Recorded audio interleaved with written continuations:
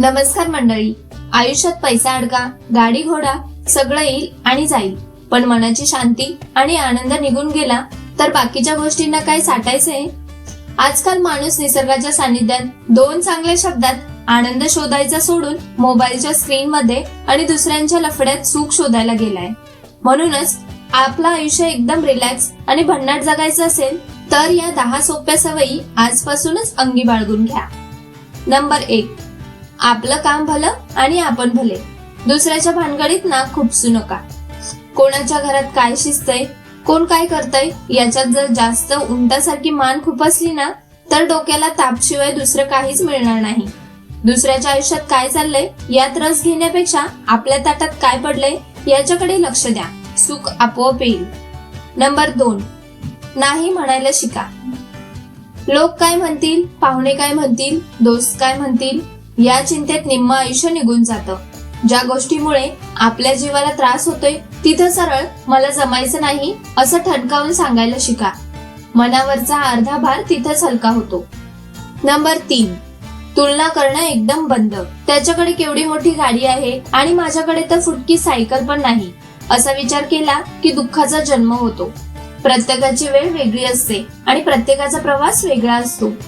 दुसऱ्याची पिशवी बघून आपलं खोरं कशाला रिकामा करायचा. तुमच्याकडे जे आहे त्यात समाधानी राहायला शिका. 4, सकाळची सुरुवात निसर्गासोबत करा. सकाळी उठल्या उठल्या हातात मोबाईल घेऊन दुसऱ्यांचे स्टेटस बघत बसण्यापेक्षा जरा घराबाहेर पडा. ताजी हवा घ्या. उन्हात उभे राहा. पक्ष्यांचा आवाज ऐका. मातीचा सुगंध आणि सकाळचा वारा मेंदूला अशी ताजी हवा देतो की दिवसभर मन प्रसन्न राहतं. नंबर 5, बोलायला कमी आणि ऐकायला जास्त शिका. जे लोक विनाकारण बडबड करतात तेच नंतर अडचणीत येतात. गप्प राहण्यात जो आनंद आणि ताकद आहे ती उगीच फापट पसारा बोलण्यात नाही. कमी बोला, काम जास्त करा. समोरच्याचं ऐकून घ्यायला शिका. अर्धे वाद तिथंच मिटतात.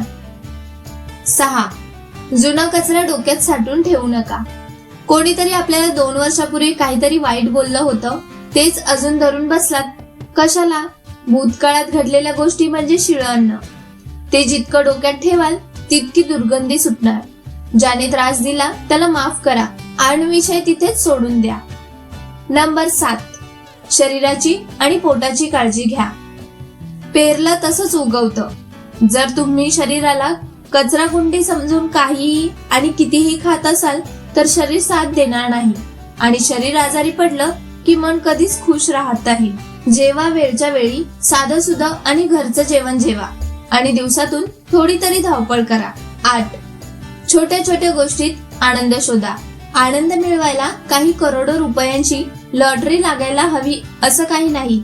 मित्रांसोबत मारलेली एक कडक चहाची टपरी, घरातल्यांसोबत हसत खेळत केलेले जेवण किंवा लहान लेकरांसोबत खेळलेला 10 मिनिटाचा खेळ या छोट्या गोष्टींमध्येच खरा आनंद लपलेला असतो. नंबर 9, अपेक्षांची पिशवी हलकी ठेवा. लोकांकडून जास्त अपेक्षा ठेवायच्याच नाहीत. मी त्याच्यासाठी एवढं केलं मग त्याने पण माझ्यासाठी करायला पाहिजे होतं हा विचारच दुःखाची मुळासकट सुरुवात करतो. कोणासाठीही काही करताना निस्वार्थीपणे करा आणि विसरून जा. कोणाकडूनही अति अपेक्षा ठेवू नका. नंबर 10, आज मध्ये जगायला शिका.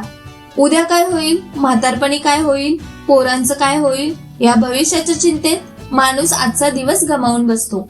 उद्याची काळजी करू नका. आजचा दिवस देवाने दिलेला 1 नंबर गिफ्ट आहे. तो हसत खेळत जगून घ्या. थोडक्यात काय तर आयुष्य एकदम छोटं आहे.